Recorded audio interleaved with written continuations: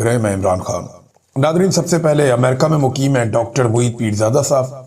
ये पाकिस्तान के साबिक ब्यूरोक्रेट हैं, एक जर्नलिस्ट हैं, बहुत लंबे अरसे तक प्रोग्राम करते रहे पाकिस्तान के डिफरेंट टीवी चैनल्स पे। उसके अलावा एक पॉलिटिकल कमेंटेटर हैं और अभी जो है वो पाकिस्तान से बाहर मुकीम है। और वजह वही है जिस वजह से बहुत सारे और पाकिस्तानी जर्नलिस्ट या लोग पाकिस्तान से बाहर रहने पर मजबूर है कि पाकिस्तान में उनके लिए जो है वो जमीन तंग की गई है। तो मुईद पीरजादा साहब के घर में रात गए अचानक से आग भड़क उठी और ये पुरस्कार तौर पे आग लगी है। वो ये बताते हैं कि वो अपने कुछ दोस्तों के साथ कहीं पे डिनर पे थे। उनकी वाइफ जो है वो बरतानिया में है, खुद वो अमेरिका में रहते हैं। और उनकी बेटी की कॉल आई कि घर में गैराज में आग लग गई और फौरी तौर पे बच्चों ने 911 पे भी कॉल कर दिया। अभी तक आग लगने की वजह समझ नहीं आई, लेकिन एक चीज मैं आपको बताऊं कि थोड़े दिन पहले शहजाद अकबर साहब ने ये बताया था और इसको स्कॉटलैंड यार्ड इस वक्त इसकी तहकीकात भी कर रही है मामले की कि उनके घर में तोड़फोड़ के अलावा आग लगाने की कोशिश की गई है।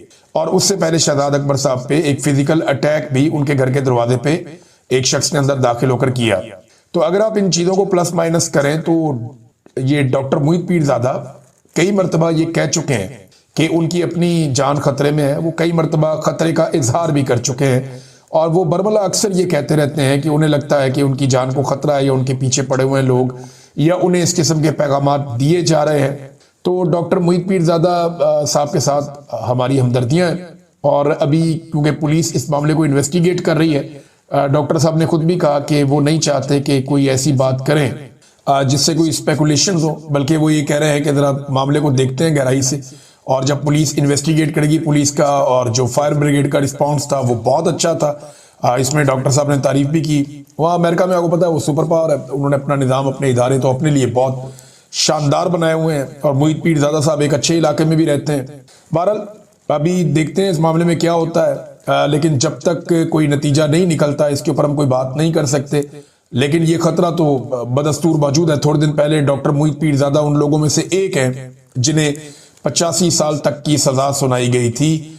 ये रद्दी की टोकरी में जाएगी, लेकिन बड़ी अफसोसनाक हरकत है जो पाकिस्तान के अंदर की गई। साबिर शाकिर भाई हैं, मुईद पीरजादा साहब हैं, वजाद सईद साहब हैं, 2 रिटायर मिलिट्री ऑफिसर्स हैं।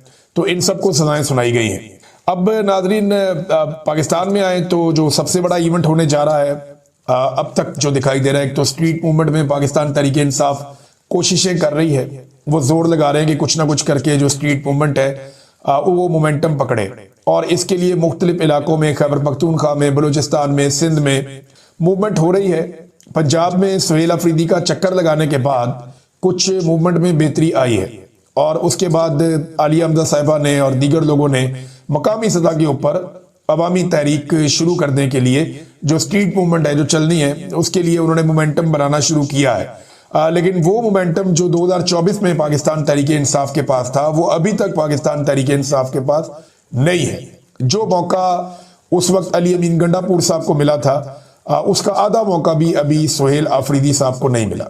लेकिन जिस हिसाब से ये मोमेंटम आगे बढ़ रहा है ये बढ़ता जाएगा। खासतौर पे मज़ार कायद पे जो एक बड़ा प्रोग्राम करने का पाकिस्तान तहरीक इंसाफ फैसला कर रही है कि मज़ार कायद पे हाजिरी देंगे सुहेल अफरीदी साहब। अगर सिंध की हुकूमत ने रोड़े ना अटकाए तो 11 तारीख को एतवार वाले दिन मज़ार कायद पे बहुत बड़ी तादाद में लोग पहुंच सकते हैं। और इतनी बड़ी तादाद में लोग अगर वहां पे इकट्ठे हो गए तो पूरा एक जलसे का समा हो जाएगा। फिर वजीर आला सिंध ने भी ये कहा कि मैं दावत देता हूं वो आए और मुझे भी मिले। तो सुहेल अफरीदी ने कहा मैं अपने लोगों से मिलने आ रहा हूं, अपने लोगों को मिलूंगा और अपने लोगों के मसाइल लेकर वजीर आला से भी मुलाकात करूंगा उनके हल के लिए। तो ये अच्छा है, पॉजिटिव जेस्चर है दोनों जानिब से। ये मुलाकात भी होनी चाहिए, दीगर मुलाकातें भी होनी चाहिए। एंड ऑफ द डे आप जितना मर्जी लड़े, जो मर्जी करे, आपको टेबल पे बैठ के मसला हल करना पड़ता है। और मसला है क्या? मसला है मैंडेट चोरी का, मसला है पाकिस्तान में जाली मुकदमात का, मसला है एस्टेब्लिशमेंट की लगातार और बेजा सियासत के अंदर और दीगर इंतजामी मामलात के अंदर मुदाखलत का। ये मसला अगर बैठ के सियासतदान और एस्टेब्लिशमेंट हल कर ले तो पाकिस्तान में बहुत पोटेंशियल है, पाकिस्तान बहुत तेजी से आगे बढ़ सकता है। नादरीन, बहुत सारे टीवी चैनल ना 2026 शुरू हुआ है तो वो सवालात ये कर रहे हैं टॉक शोज में, प्रोग्राम्स में, हर जगह पे, और ये ज्यादातर नजूमियों को बुला के प्रोग्राम्स कर रहे हैं कि 2026 में इमरान खान रिहा हो जाएगा। एक तो नजूमियों बेचारों को बिल्कुल ही मायूस कर दिया गया है और बाउंड कर दिया गया है कि तुम में से किसी ने इमरान खान के बारे में कोई उम्मीद वाली ज्यादा बात नहीं करनी। जो भी बात करना चाहता है आसिम मुनीर साहब की गेम चुको, शहबाज शरीफ और उसकी जो हुकूमत है उसको ऊपर उठाओ और ये बताओ कि जनाब मुल्क बहुत तरक्की कर रहा है और प्रवास कर रहा है और ऊंची प्रवास की तरफ टेक ऑफ करने वाला। तो इस किस्म की बातें तुमने करनी है। तमाम नजूमियों को बाउंड कर दिया गया। अब सवाल ये पैदा होता है जो बार बार पूछा जा रहा है सवाल, वो सवाल जायज है या नहीं। 2025 जब आ रहा था तो ये सवाल किया जा रहा था कि क्या 2025 में इमरान खान रिहा हो जाएंगे। 2026 जब आ रहा है तो सवाल किया जा रहा है कि क्या 2026 में इमरान खान रिहा हो जाएंगे। सवाल ये होना चाहिए कि क्या 2025 में या 2026 में फौज सियासत में किरदार अदा करना बंद कर देगी, क्या अदलिया पे और मीडिया पे दबाव डालना बंद कर दिया जाएगा। सवाल तो ये होना चाहिए। 2025 भी इमरान खान का था, सब जानते हैं। 2024 में तो इमरान खान ने क्लीन स्वीप किया पाकिस्तान के इलेक्शन में। और अगर इमरान खान की रिहाई का तो सबसे बड़ा इम्कान था जिसका हम सब ने इजहार भी किया, तो वो 2024 में था, 26वीं आईनी तरमीम से पहले। इमरान खान साहब की रिहाई का सबसे बड़ा इम्कान आज से 1.5 साल पहले था। क्योंकि देखे ना, 2024 का इलेक्शन इमरान खान जीत गए थे, मैंडेट उनका था, चोरी कर लिया गया था, एक इंटरनेशनल और अंदरूनी दबाव था बहुत बड़ा उस वक्त हुकूमत के ऊपर। डोनाल्ड ट्रंप के साथ इनकी गुड्डी भी नहीं चढ़ी थी, तो वो हालात जो है वो सबसे ज्यादा मुवाफिक थे और अदालत भी कुछ हद तक आजाद थी। तो ये उम्मीद की जा रही थी कि 2024 के इख्तिताम तक इमरान खान साहब रिहा हो जाएंगे और ये बज़ाहिर दिखाई भी दे रहा था। बहुत सारे जर्नलिस्ट, बहुत सारे वकला ये बात कर रहे थे, बल्कि तारीखें दे रहे थे और हम ये खबरें भी आपको बता रहे थे, फलां ये कह रहा है, फलां ये कह रहा है, फलां ने ये दावा किया। लेकिन जब 2024 में ये नहीं हुआ और 26वीं आईनी तरमीम आ गई, तो उसके बाद मामला इमरान खान साहब ने कहा कि सड़कों पर ही हल होगा। और आज भी यही सूरत हाल है। अवाम ही फैसला करेगी। जब तक अवाम लाठी अपने हाथ में नहीं थाम लेती तब तक ये भैंस अवाम के कंट्रोल में नहीं आएगी। जिसकी लाठी उसकी भैंस, सादा सा बात। अब 2025 भी इमरान खान का था, यानी इमरान खान का साल रहा। पूरे साल में इमरान खान डिस्कस हुआ। 2026 के पहले दिन सबसे ज्यादा इमरान खान डिस्कस हुआ। आप इंटरनेट पे सर्च कर लें, आप हर जगह पे जाकर देख लें कि पाकिस्तान में सबसे ज्यादा डिस्कस कौन होता है, सबसे ज्यादा सर्च कौन होता है, इमरान खान होता है। आपको नजर आ जाएगा, आपको सारे बता देंगे कि इमरान खान क्या है और कितनी ज्यादा उसकी मकबूलियत है। लिहाजा 2026 भी बज़ाहिर ऐसा लगता है कि इमरान खान बाहर आए या ना आए ये ज्यादा इंपॉर्टेंट नहीं है। ज्यादा इंपॉर्टेंट ये है कि क्या इमरान खान को डील करेंगे, वो तो कहते हैं मैं नहीं करूंगा। दूसरा, क्या इमरान खान इररेलेवेंट हो जाएगा, वो तो 2025 में भी कह रहे थे, नहीं हो पाया। आसिम मुनीर साहब के 3 साल नौकरी के गुजर गए, उन्होंने फिर एक्सटेंशन ले ली। जो अपने पहले 3 साल में वो इमरान खान को इररेलेवेंट नहीं कर पाए, तो ये अगले जो उन्होंने इस एक्सटेंशन के साल लिए उसमें वो क्या इररेलेवेंट करेंगे, वो नहीं हो पाएगा। इमरान खान रेलिवेंट ही रहेगा। और देखें अब ये हुकूमत कर क्या रही है। ये हुकूमत ये कर रही है कि फौरी तौर पे इन्होंने तमाम तरक्याती मंसूबे रोक दिए। जब ये इक्तदार में आए ना 2023 में, इन्होंने तरक्याती मंसूबे रोक दिए थे। 2024 में इन्हें दोबारा इक्तदार मिला, इन्होंने फिर तरक्याती मंसूबे रोक दिए। तो ये पैसा जितना भी अवाम की जेबों से चोरी कर रहे हैं या जितना भी बाहर से कर्जा ला रहे हैं, उसको जमा कर करके दिखा रहे हैं कि जनाब देखिए हम कौमी खजाना भर रहे हैं, और बाद में इस पैसे को रिश्वत के तौर पे इस्तेमाल करेंगे, सियासी रिश्वत के तौर पे अचानक से अवाम में पैसा निछावर करेंगे। तो ये बात ये लोग ज़हन में रखें कि ये इलेक्शन से पहले अरबों रुपया भी बहा देना, इसके बावजूद लोगों ने इनकी बात नहीं सुनी। क्योंकि अब पाकिस्तान में जो इलेक्शन है, मैं साफ बात आपसे करूंगा, आपको ठीक लगे या गलत लगे, ये अब इंतखाबात जो आने वाले हैं ना, इनका कोई ताल्लुक कारकर्दगी से, रुपए पैसे से या दादो शुमार पे नहीं है। ये कुछ उसूलों के ऊपर इंतखाबात होंगे। कौम ने इमरान खान को फिलहाल अपनी जिद बना लिया और इमरान खान की मकबूलियत का तोती बोलता है, ये सारे के सारे जानते हैं। अब हुकूमत ने एक जाली आदादो शुमार का एक डाटा जारी कर दिया है और इसमें मुल्की मुआशी तरक्की दिखा रहे हैं, GDP की ग्रोथ दिखा रहे हैं, ज़रूरी पैदावार कह रहे हैं बढ़ गई है। हालांकि पाकिस्तान में इतना बदतरीन सैलाब आया, सारे किसान कह रहे हैं हमारी तो फसलें ही तबाह हो गई। इनकी ज़रूरी पैदावार कहाँ बढ़ गई, किसी और मुल्क में बढ़ गई है। कहते हैं जी सनती पैदावार बढ़ गई है। पाकिस्तान के जितने बड़े बड़े सनती यूनिट हैं उनमें से 200 के करीब बंद हो चुके हैं। मल्टीनेशनल कंपनियां पाकिस्तान छोड़ के जा रही हैं, ये कह रहे हैं सनती पैदावार बढ़ गई है। सनती पैदावार कैसे बढ़ सकती है? डेटा जो आ रहा है वो ये बता रहा है लगातार कि पाकिस्तान का जो तजारती खसारा है वो बढ़ रहा है। ये कहते हैं नहीं जी हमारा खसारा कम हो रहा है। अच्छा, जितने भी मईशतदार है ना वो सर पकड़ के बैठ गए कि हुकूमती आदादोशुमार जो हुकूमत जारी कर रही है जाली, ये डाटा जो है ये काबिल फहम ही नहीं है। यानी कोई दिमाग वाला आदमी उसको समझ ही नहीं आती कि ये डाटा कुछ और दिखा रहे हैं, मार्केट के हालात कुछ और है, पाकिस्तान किसी और तरफ जा रहा है, इनका डाटा पाकिस्तान को कुछ और दिखा रहा है। ये इसहाक डार साहब की, शहबाज शरीफ साहब की, नून लीग की ये पुरानी खामी है। और ये इनकी पुरानी एक खामी है, अपने आप को ये क्वालिटी समझते हैं कि ये जाली डाटा जारी कर देते हैं। इस तरह की हरकतों और जालसाजियों की वजह से माजी में इनके खिलाफ जो है वो काफी आलमी सतह पे भी आवाजें उठ चुकी है। मुझे लगता है ये दोबारा फंस जाएंगे, जाली डाटा दे दे के दोबारा ये वही हरकत करेंगे। कैसर बंगाली साहब जो हैं वो बड़े सीनियर एनालिस्ट है, हुकूमतों के अंदर रहे हैं, तर्जुमान रहे हैं, बहुत सारी बातें वो, यानी जो इकोनॉमिस्ट है ना बड़े बड़े पाकिस्तान के, उनमें से एक कैसर बंगाली साहब है। मैं इनको कई दफा मिला हूं, मैंने इनका इंटरव्यू भी किया है। ये उन चंद लोगों में से है जो पाकिस्तान की इकोनॉमी को डे वन से समझते हैं।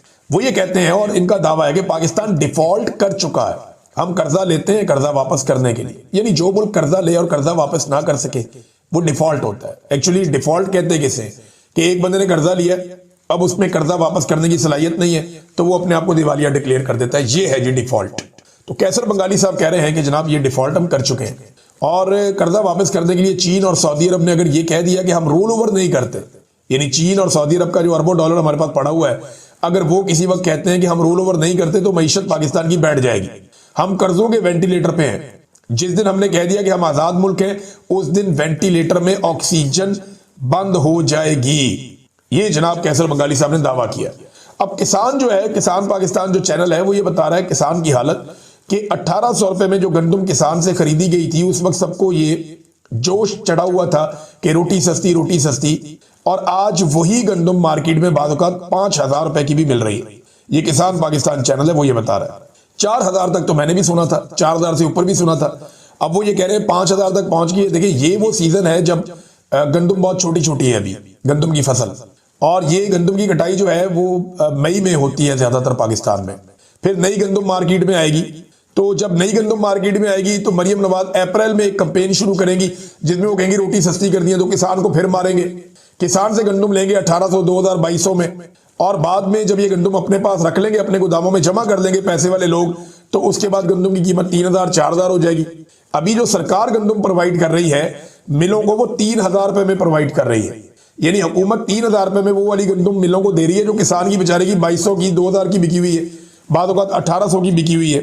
तो किसान को इन्होंने फायदा नहीं दिया, सारा का सारा फायदा इन्होंने दिया मिडलमैन को, ताकतवर पैसे वालों को, सरमायादारों को।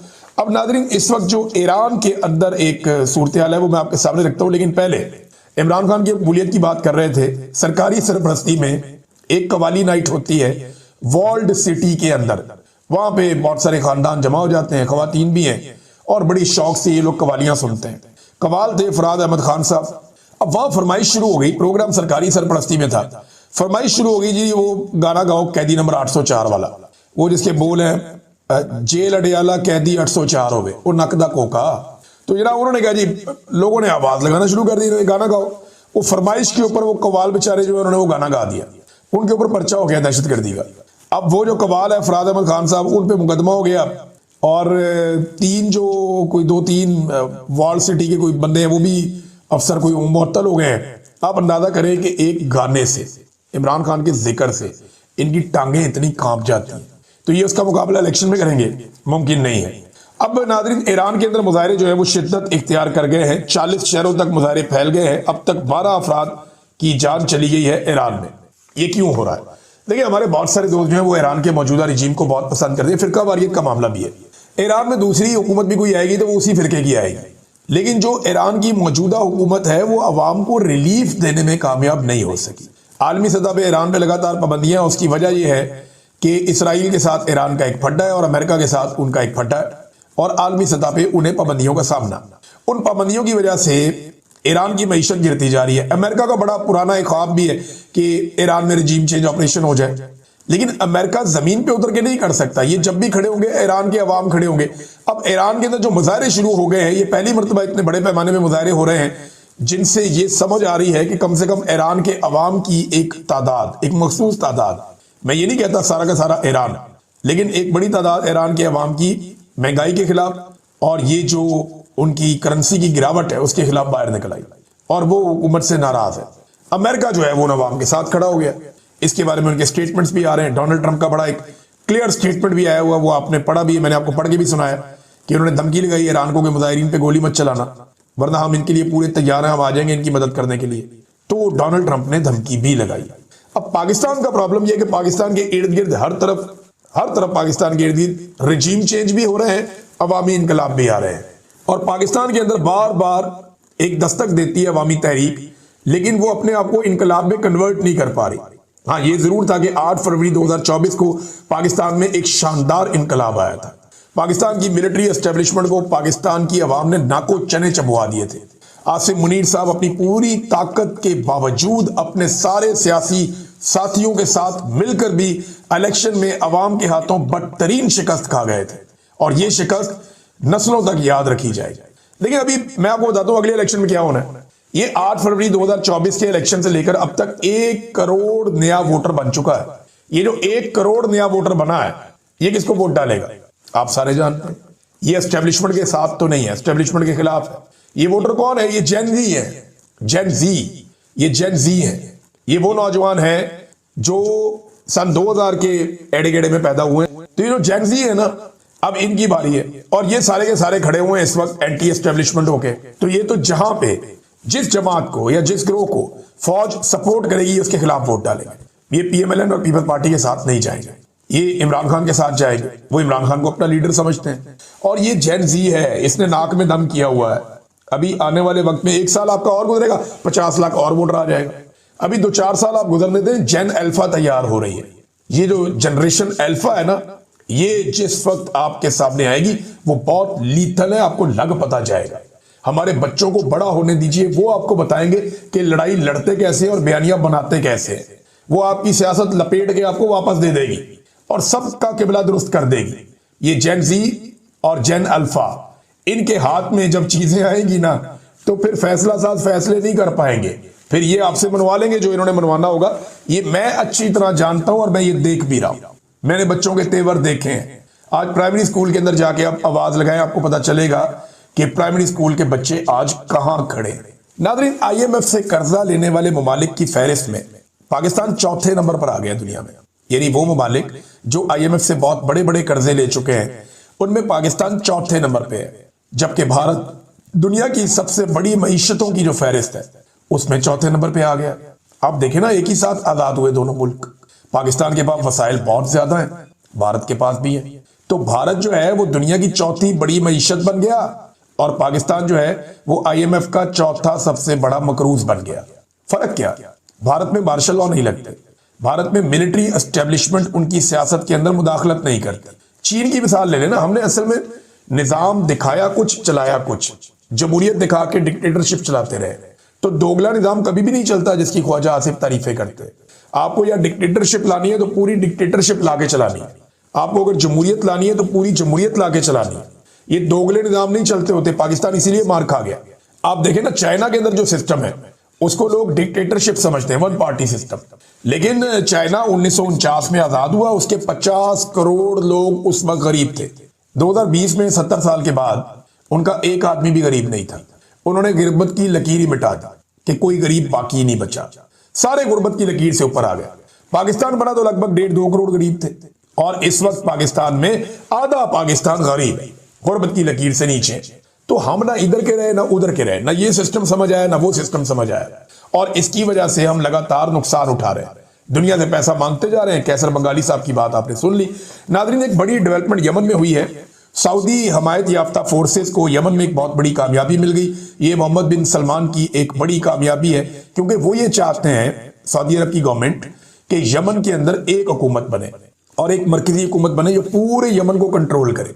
ये अलग अलग हिस्सों में यमन का बट जाना या छोटी रियासतें वहां बन जाना या अलग अलग ग्रोहों का अलग अलग जगहों को कब्जा कर लेना, ये सऊदी अरब को सूट नहीं करता। यमन में स्टेबिलिटी होनी चाहिए, ये सऊदी अरब को सूट करता। तो ये उनकी बड़ी कामयाबी है। हजरमौत का जो दारुल हुकूमत है मकला, वहां पे जो सऊदी हमायत याफ्ता फोर्सेज हैं वो दाखिल हो गई हैं। जो अमाराती हमायत याफ्ता फोर्सेज या जो अमारात की अपनी फोर्सेज हैं वो वहां से निकल गई हैं, और सऊदी अरब ने साबित किया है कि 1 हफ्ते के अंदर उन्होंने, पिछले 1 हफ्ते में सऊदी अरब ने ये बात साबित की कि यहां इस खित्ते की क़यादत उन्हीं के पास है। मशरिक़ वस्ता में, इस रीजन में जो अरब ममालिक हैं, इनमें वो तगड़े हैं सबसे, ये क़यादत उनके पास है, और कोई दूसरा उनके हम पल्ला इन अरब हुक्मरानों के अंदर नहीं है। ये सऊदी अरब ने साबित किया। और उसकी एक वजह जो है वो खादमैन हरमैन शरीफैन का एक टाइटल है उनके पास, वो एक बहुत सादत भी एक बड़ी वजह ये भी है। दूसरा, सऊदी अरब एक बड़ा मुल्क है, उसके पास वसाइल ज्यादा है, उसके पास पैसा बहुत है, फिर उसके जो दुनिया के साथ ताल्लुकात हैं वो भी अलग नौइयत के हैं। लिहाजा सऊदी अरब ने एक मरतबा फिर, और दूसरा जो बाकी ममालिक हैं वहां पे अरब ममालिक, उनके सऊदी अरब के साथ जो ताल्लुकात हैं वो बाकी आपस में उनके नहीं है, तो सऊदी अरब की तरफ सारे देखते हैं, तो ये उनकी एक बड़ी कामयाबी है। नाज़रीन, आखिर में एक बड़ा इंटरेस्टिंग मैंने क्लिप देखा इसार राणा साहब का। इसार राणा साहब ना एक प्रोफेसर की तरह समझाते हैं, बाद बड़ा मजा आता है। इफ्तिखार अहमद साहब आप सारे जानते हैं, जंग और जियो ग्रुप के नून लीग के लिए इनकी हमायत जरा ज्यादा होती है। वो खुद कहते हैं नवाज शरीफ मेरा दोस्त है, भाई है, तो उन्हें ओहदे शोदे भी देते रहे नून लीग के हुक्मरान यहाँ पंजाब के अंदर। तो उन्होंने कहा जनाब कि मुल्क चल रहा है, इदारे चल रहे हैं, इफ्तिखार अहमद साहब ने कहा। तो इसार राणा साहब ने बड़े आराम से उनको जवाब दिया कि मैं यहां से बाहर निकल के इफ्तिखार की गाड़ी चोरी करके ले जाता हूं, जब ये लेने आएंगे तो मैं इन्हें कहूंगा गाड़ी चल रही है, ये देखो आप क्यों लेने आ गए हैं, मैं इनके घर पे कब्जा कर लेता हूं जाके।